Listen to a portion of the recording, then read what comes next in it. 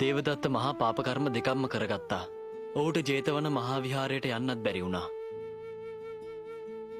භාග්‍යවතුන් වහන්සේව දැක ගත්තෙත් නෑ.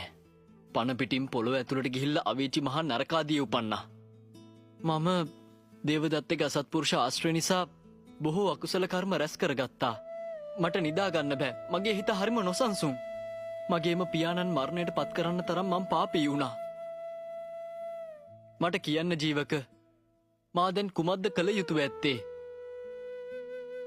අවසර මහරජතුමනි, ඔබ වහන්සේ භාග්‍යවතුන් වහන්සේව මුණ ගැහෙන්න.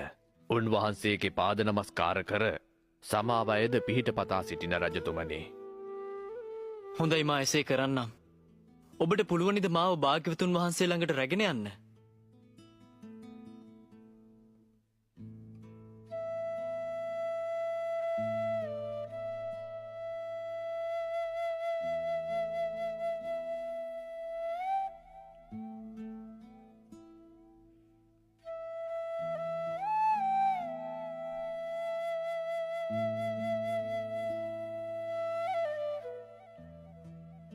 දේවදත්තගේ අසත්පුරුෂ ආශ්‍රය නිසා භාග්‍යවතුන් වහන්සේ මා බොහෝ අකුසල් රැස් කරගත්තා.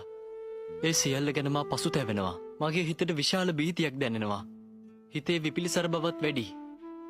අද පටන් මම මේ කිලිටු ජීවිතය පිරිසිදු කරගෙන ජීවත් වෙනවා. මට සමාවන සේක්වා. හොඳින් සමන් දෙන්න මහරජ. තමන් විසින් කරන පාපයන් ගෙනොයි